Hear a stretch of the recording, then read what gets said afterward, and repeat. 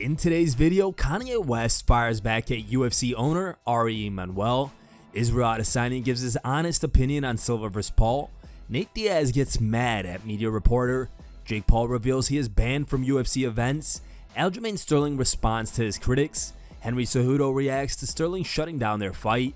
And TJ Dillashaw explains why he took Aljamain Sterling fight with injury. Recently, Kanye West has had lots of backlash. The backlash has come in response to a series of anti-Semitic comments the rapper has made. West has been going after the Jewish-run media, as well as stating that he's going to DEFCON 3 on Jewish people. For the comments, he's lost several sponsorships and business deals. West later doubled and tripled down on the comments on several media platforms. Last week, Ari Emanuel, who purchased the UFC with Endeavor in 2016, called for a boycott of the rapper and for businesses to terminate deals with West. Several brands, namely Adidas, agreed with the businessman and terminated their contracts with West. There are also reports that say Kanye will be pulled off of Spotify. Kanye West has now responded. In an Instagram post, the rapper went back at the UFC owner by writing, "Ari Emanuel, I lost $2 billion in one day, and I'm still alive. This is love speech. I still love you. God still loves you. The money is not who I am. The people is who I am. Love speech." Jake Paul is set to box UFC legend Anderson Silva this week. Ahead of the fight, Jake invited UFC middleweight champion Israel Adesanya onto the BS with Jake Paul show as a guest. When asked about his feelings on Paul's boxing match with Silva, Adesanya kept it real with the YouTuber and said he needs to be very careful because Silva is no joke. He said, "Bro, you gotta be careful. I gotta be honest with you, you gotta be careful, man.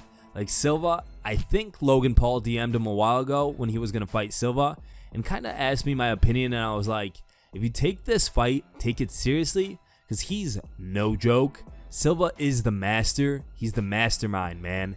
He's a friendly guy. I love Silva. He's cool and he's a humble dude, genuine dude as well. But when it comes to war, he's a savage. He's from the streets, bro. You gotta remember this guy is from the streets, from the favelas. He don't give a f***." Izzy also said he believes Jake Paul could beat Silva. "I think he could get it done, but do not sleep on Silva. Otherwise, it's gonna be a bad night. I want to see you shake up the world. It's fun to see you just throw your shit everywhere." During Thursday's Paul vs. Silva media workout, Nate Diaz had yet another encounter with a media reporter who started interviewing Nate without asking, which the Stockton native didn't take kindly to. Oscar Willis of the Mac Life tweeted, "This reporter started impromptu interviewing Nate, who pulled out his phone to start interviewing him back."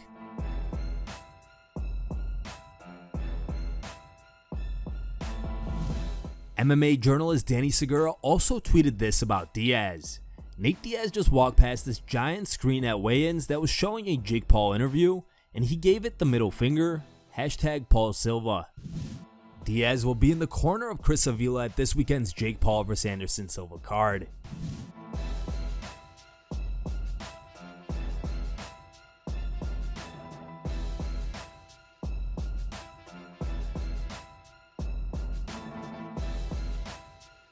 What's up? Here with Chris Avila.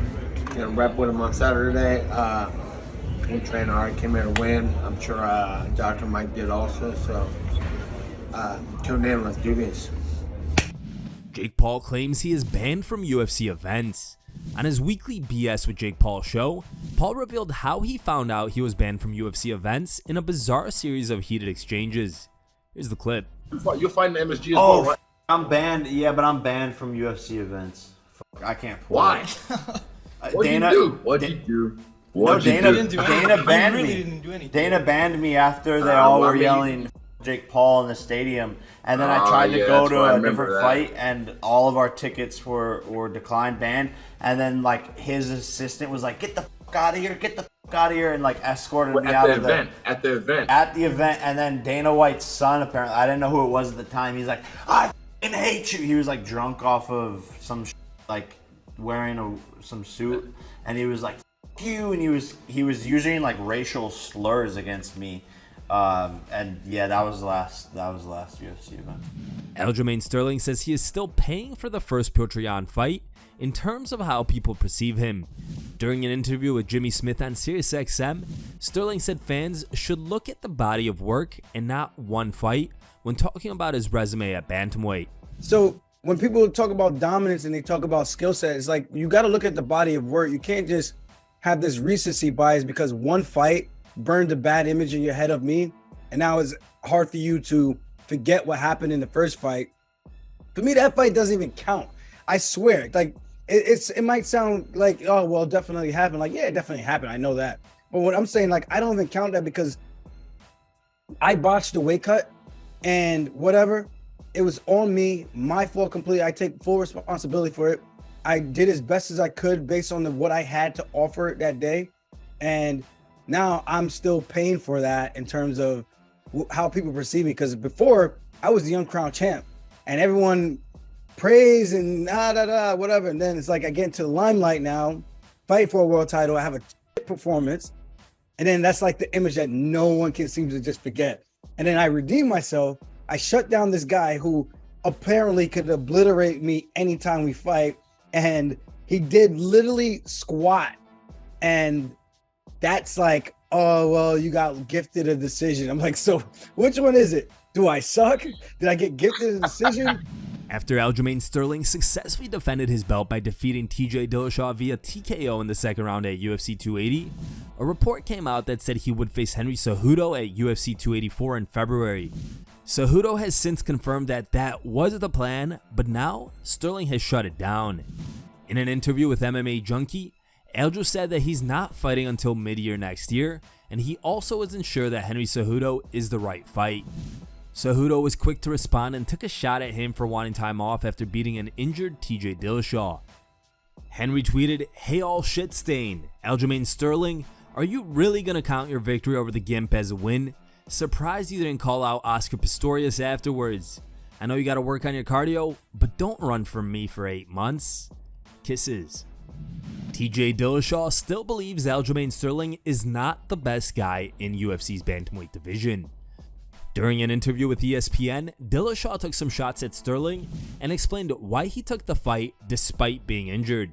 And the reason why I apologized to the weight class is because it was like so unfortunate, you know, like I was really pissed off the situation personally, but I can guarantee you, like, there's a lot of guys waiting in line to take that shot as well too, you know? So it wasn't like I apologized because I did it on purpose. I apologized at the situation. You know, I apologized that this sucks, man. Like, Aljamain Sterling's not the best guy in the weight class. I feel like many guys know that. It was